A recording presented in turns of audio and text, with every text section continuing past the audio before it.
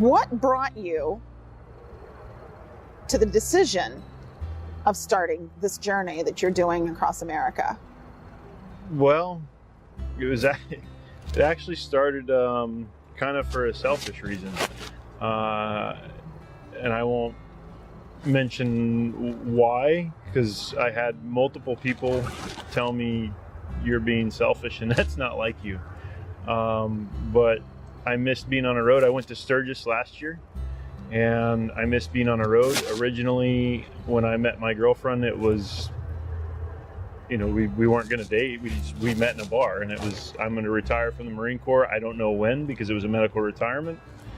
And I'm going to get on a road for a year and just ride. And then after that's done, I'm going to go to Motorcycle Mechanics Institute in Orlando, and then I'm going to move to Arizona and start a new life. And so then she and I started dating, and I did go on a ride. I went on a 17,300 mile ride in 58 days. And then I came home and started working and doing some odd jobs and working part-time. And then I got a job at Biggs, but I still, then I went to Sturgis last year, but I still missed the road. And so I can't just leave my family for a year without a valid reason. So I thought of one reason, and that, like I said, was a selfish reason. And then, I woke up one day and realized, because I have depression, I have anxiety, I have PTSD, I have adjustment disorder, I realized that, okay, we could do something for some sort of awareness. And then Chris Cornell killed himself, and then Chester Benningfield killed himself. And then there were some issues, with friends of mine. Some Marines that I had put in the Marine Corps killed himself. Plus the second Marine I put in the Marine Corps killed himself back in 2009. I literally woke up one day and it just hit me that this is what I can get on the road for this, and I can make the world hopefully a better place. So the planning started, and here we are, 22,000 miles later. So while you say that people told you it was selfish, this really is more selfless than selfish. This is selfless, and I try to keep it that way. I try to keep as much recognition of what I'm doing off and on the cause as possible. But what I wanted to do, like I said, I won't even say what that was. What I wanted to do was selfish. Okay. I want to get on the road and do this just kind of to spite somebody. And it was the wrong reason to do anything. The wrong motivation initially. 100%. So the epiphany was finding the selfless act in the midst of some of the negatives. Yeah, and I can show people that, even with the mental health issues that I have, other people out there have the same issues. You have to break out of your shell, but you can do stuff. You can go out, you can ride a motorcycle. That's my zen, that's my peace. Yes. And maybe it's not motorcycles, maybe it's horses or cars or reading books or whatever. But find what heals you internally and exploit it. And this is what riding motorcycle is. I'm at peace on the road, and everything, even the ringing in my ears, which is horrible and annoying, goes away. Even when cars are trying to take me off the road, I'm pissed off for a second, but then seconds later I'm right back into just calm and serene and good. So more people need to find that, whatever their motorcycle riding is, and do it. So military service with the Marine Corps for how many years? 20 days shy of 18 years. So I'm going to make a blind stab at, you didn't have this facial hair or that hair. August 1st, 2016 is my beard's birthday. I have not shaved since August 1st, 2016. And I won't. I haven't gotten my hair cut since October 2016. And I won't. And I've got people that I love and they're close to me and are like, hey, you need a trim at least. And I'm like, nope, I sure don't. And it's not happening. It'll get to a point where I'll have to get a trim, but I'm not getting it cut. So ever? No. Never. I got my hair cut every week for almost 18 years. I've gotten enough haircuts for a lifetime. I had long hair before I joined. It was about this long, but it was shaved on the sides. You know, I grew up in Washington State. The grunge scene was huge, so I had the same haircut that everyone else pretty much had, but I kept it pulled back in a ponytail. And here, hopefully in the next month or two, I'll be able to pull it all back and keep it back, and it'll be fine. It's that one of those many awkward hair stages right now, and it's annoying, but a couple more months, it'll be pulled back, everything will be good. So the journey started from Valley Center. Valley Center, California is where it started. Like I said, we've ridden just under 23,000 miles right now for the trip. The bike has just under 24,000 miles on it. It's 2018 Road King. And I've been bouncing between Florida and Texas for all of the AFSP events so far. Seven walks that I've been to so far this year. Of all of these events that you've attended, and as you said, there's been several, I'm going to assume that you're talking to people, you're hearing stories from people. I am. And each event is, they're set up with the same guidelines. Hey, you're going to have a walk, you're going to have this, you're going to do that, you know. But each event is still different based off of just the region that it's in. Mm-hmm. You know, South Texas walk that I went to, the first one, I just kind of, I talked to people I helped set up. I talked to people about their stories, why they're there. I told them what I'm doing. Very warm reception across the board, no matter who you were. You could tell that obviously it's a somber reason that everybody is there, but there was still a ton of smiles and laughter. The 4 events in Florida were various all over the state, and each one was different, even though they were run by the same person. Each one was greatly different just because the region and the availability of the park and stuff like that. None of them, there's not been a bad thing I could say about any of them, but to go there and to see so many people that are impacted by suicide, even if they're there just supporting their friend that, you know, his or her father or mother committed suicide, or brother or sister or cousin or whatever, it truly pulls everything together. And it's hard to put into words. You really just have to go to one of the events to see how torn apart people are from suicide and how much it also pulls people together. Is there a story in particular from the events you've attended that really stands out in your mind that helps validate your ride and your drive to bring awareness? There's countless. I mean, I can't even, you know, I was, where was I? I was in Miami, and I wasn't in Miami. I was in Houston, the Greater Houston Walk, and there was a snow cone truck sitting there, and I was just talking to some people and handing out flyers about what I'm doing, and I said, hey, have a good day. I turn around, and there's 2 ladies sitting there walking. You could tell that they were trying to get some privacy to just walk behind this truck, even though there's tons of people all over on both sides. And they just started breaking down and crying. And I mean, I'm 6'3", got a big beard, long hair. Like, people tend to kind of look at me like, whoa.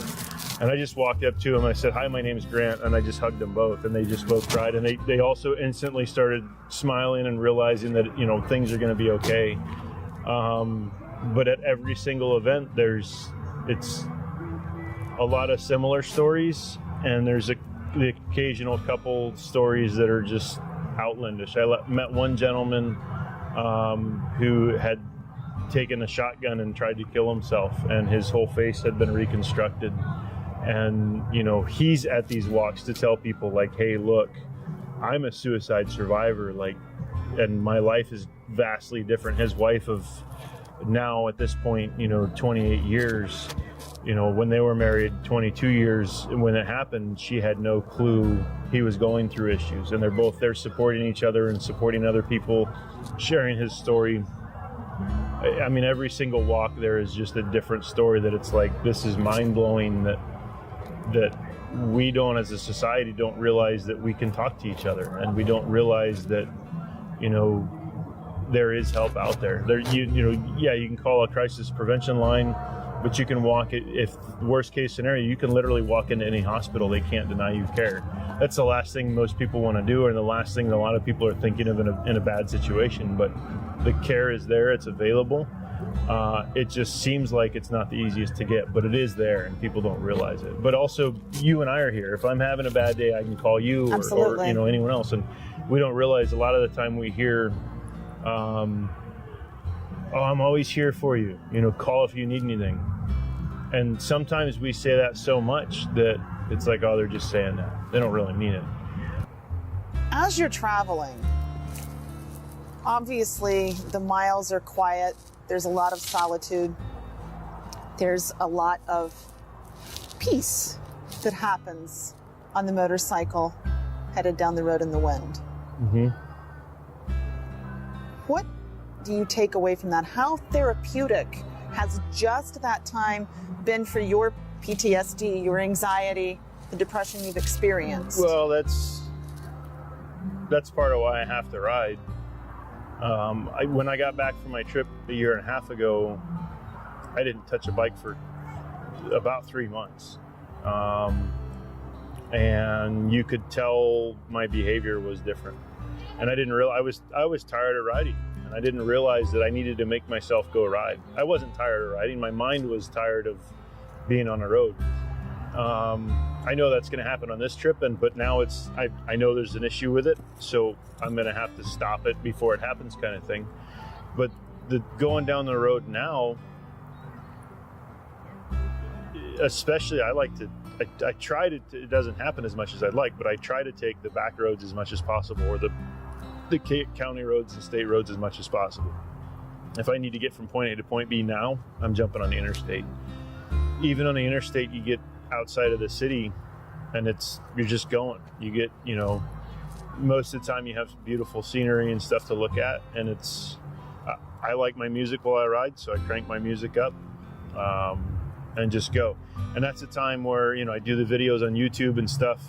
And that's a time where I'll be riding down the road and it's like, oh, I had this situation in my life and I handled it wrong at that time or whatever, and this is what I did. Maybe other people need to know about that. And so especially with my headset camera, I'll just do a video right there, come back to the camp and edit it. Or I'll put a note. I use, the Bluetooth Siri to my phone to, hey, take a note for this, and I'll come back to camp and I'll sit down and do a video or whatever.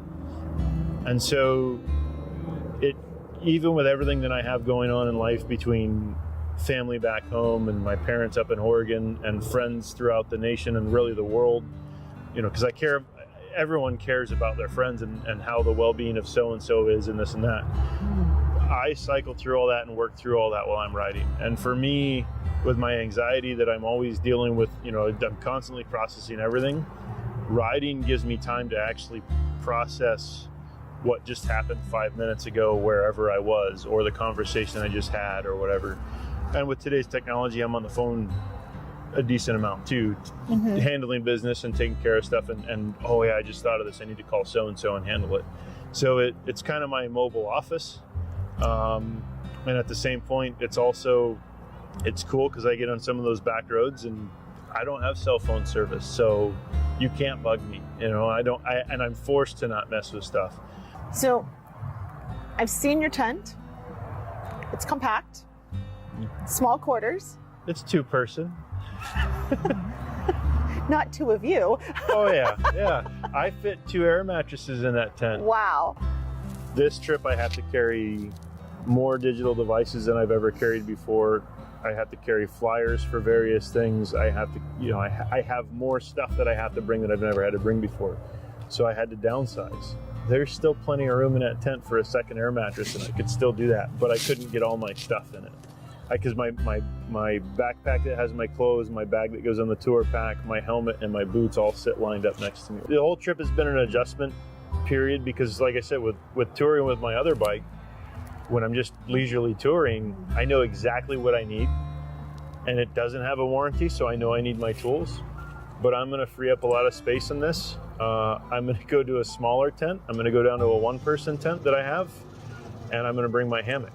And because the weather is across the nation is getting better, And so it'll be a faster setup at the end, at the end of the day.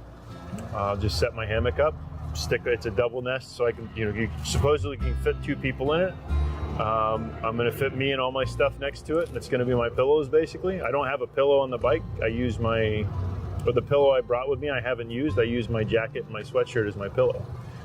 I'm going to spend the next couple months in the Southwest, and then hopefully the Midwest warms up here in a bit. So March I have one walk. There's this kind of a scheduling lull for the American Foundation for Suicide Prevention for their Out of the Darkness walks. The only walk I have in March is in Coachella Valley. It should be beautiful.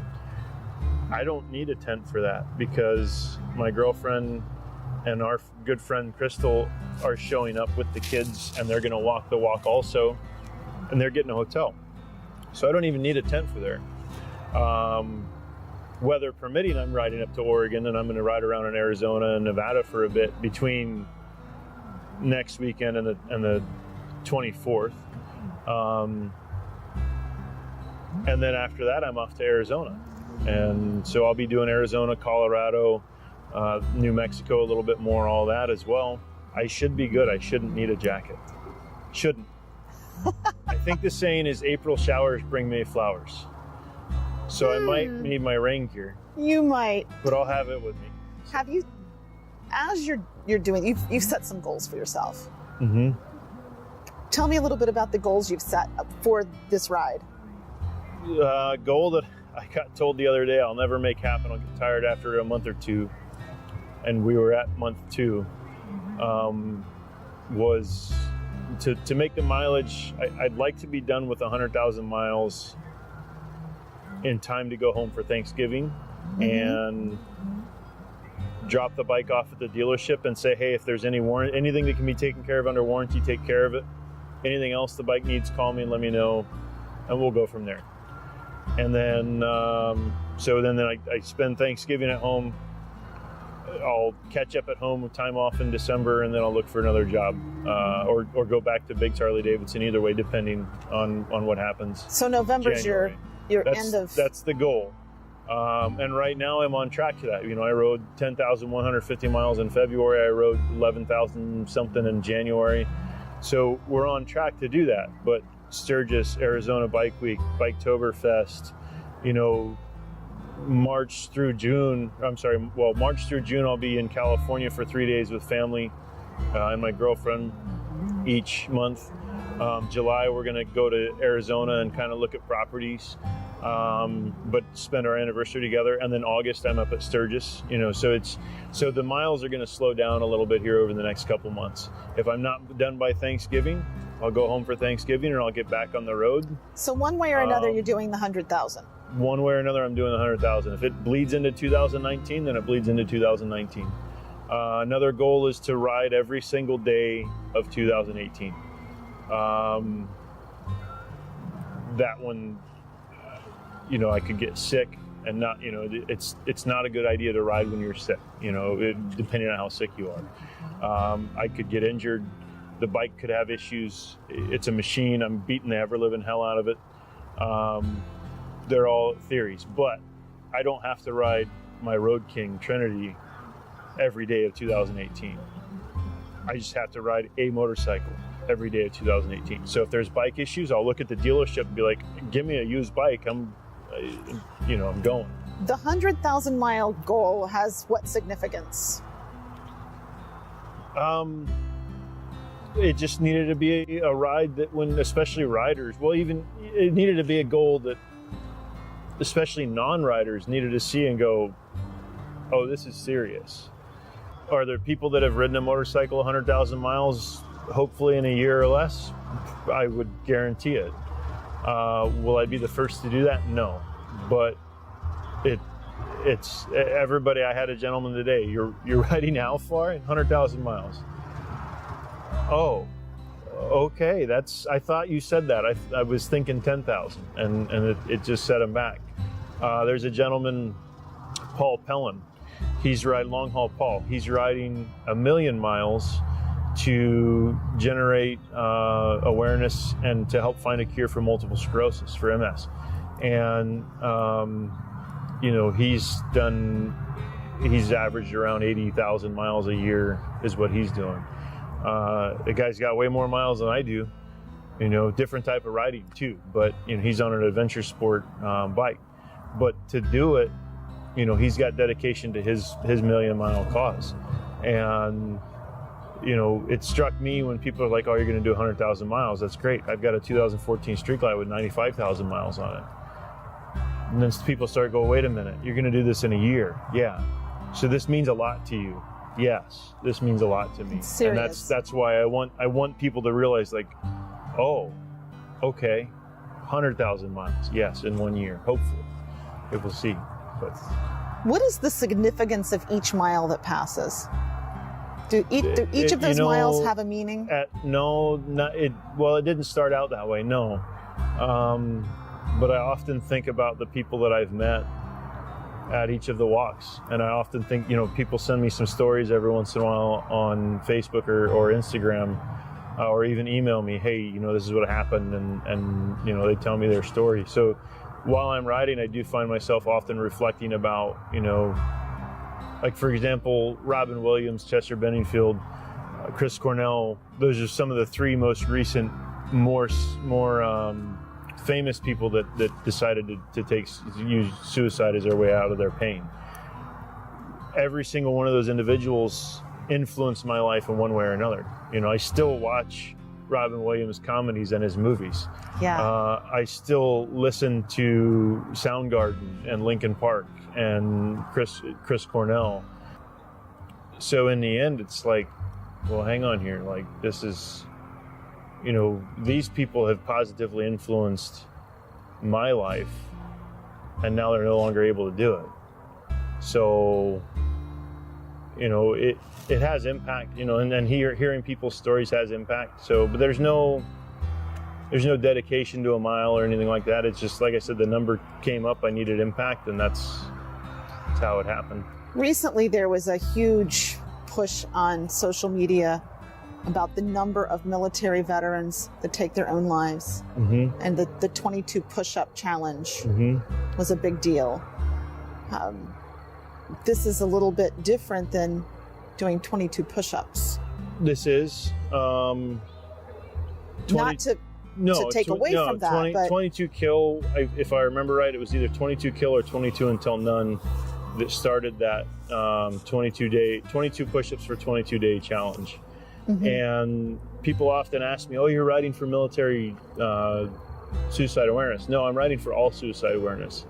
And within the military, if you look at the statistics, 5 years ago, they estimated it was 22 veterans per day commit suicide. The veteran community has come together, both active duty, reserves, and veterans, and said, this is bull, we can do better than this, we can take care of each other better than this. And so that number in the past few years has actually fallen slightly. It's just over 21 per day now, or I'm sorry, just over 20 per day, less than 21 per day now. So we're making progress as a veteran community, which is good. And it's awesome that organizations did something like that. It did raise awareness. At the rate we're going right now, the average is, they estimate on average there's 123 people that kill themselves daily. It's a lot. It is a lot. We talked a little bit about veteran suicide.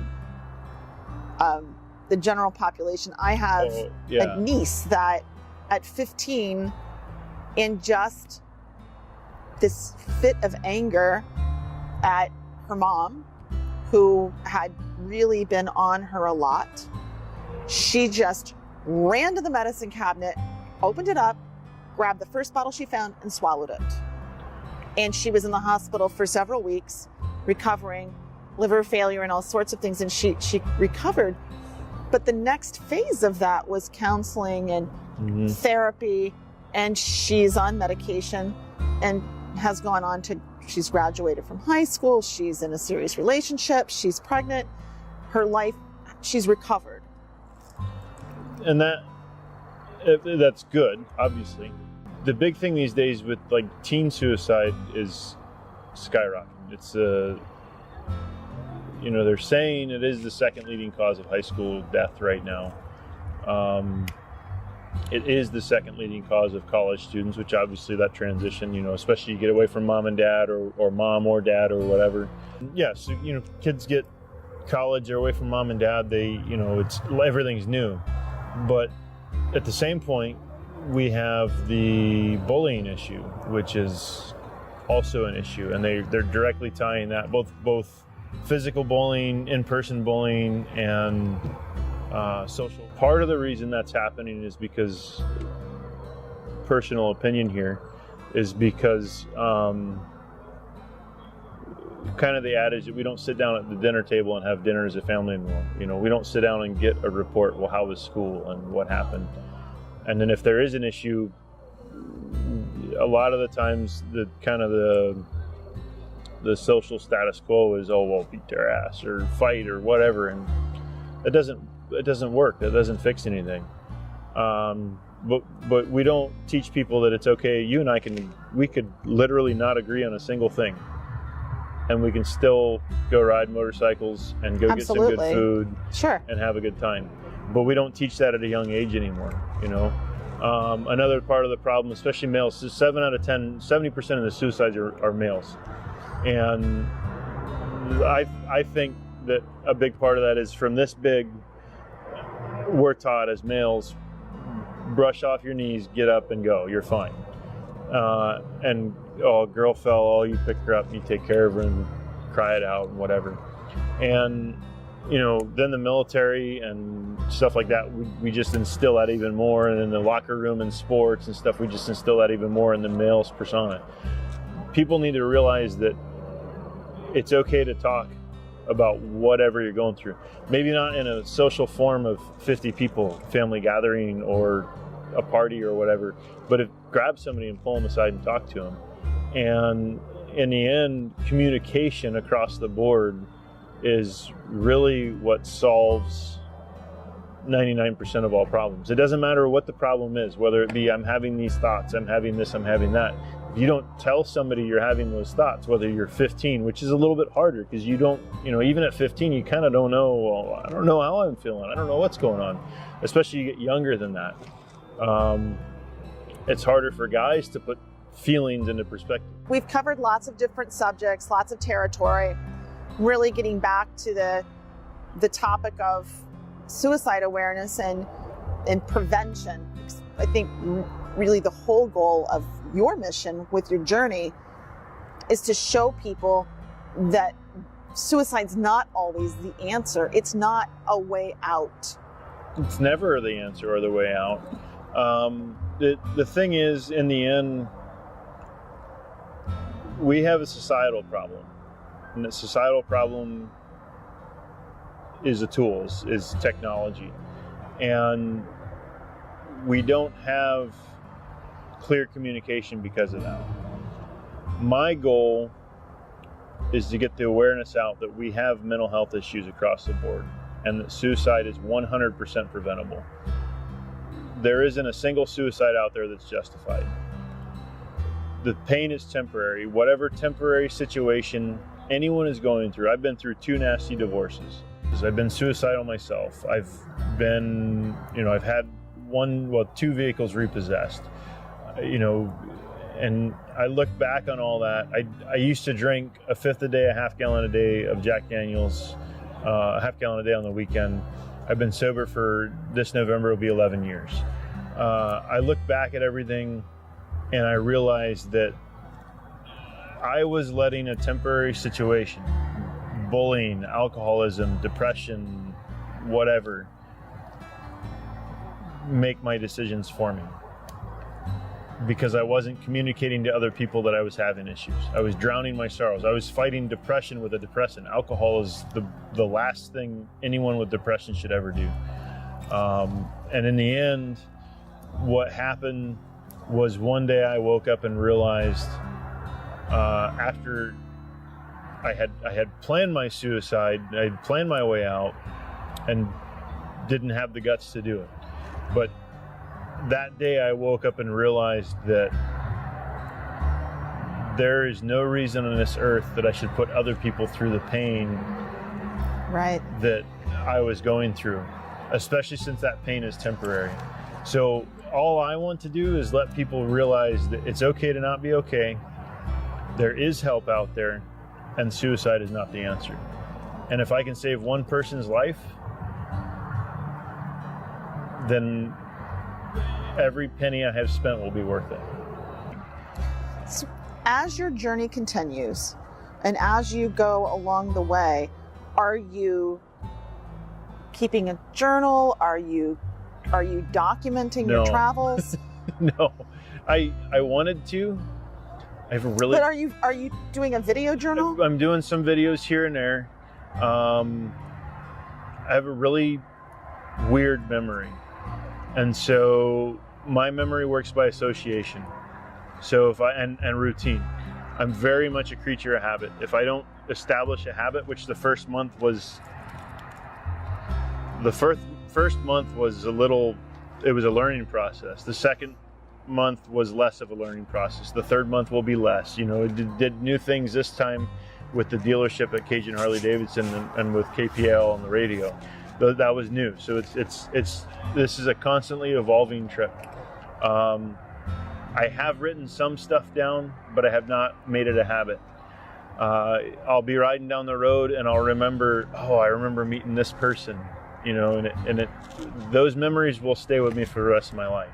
I want as many people to realize that they can tell their story. They need to tell their story to as many people as possible because it has more impact. If I sit here and tell you about my alcoholism, you would go, oh, okay, and it has impact. If I tell you about somebody else's, you're like, oh, I mean, that's cool that they quit drinking. So we share our personal stories with other people, it impacts people like a sledgehammer, and it really drives it home. So as we come to the end of this time and our little time here by the fire, and you know, as you begin next leg of your journey, what is the one thing you want to say in closing? That everybody has purpose, everybody is loved, and that, you know, everybody's life matters. And in the end, you know, we all have value. No one person, whether they're a newborn or 100 years old or older, no one person is more valuable than another one. And we all have purpose, we just need to find it. And that's part of my message also, is that, you know, you're loved, don't give up, never quit. Never give up, never quit, and find your purpose. Yep.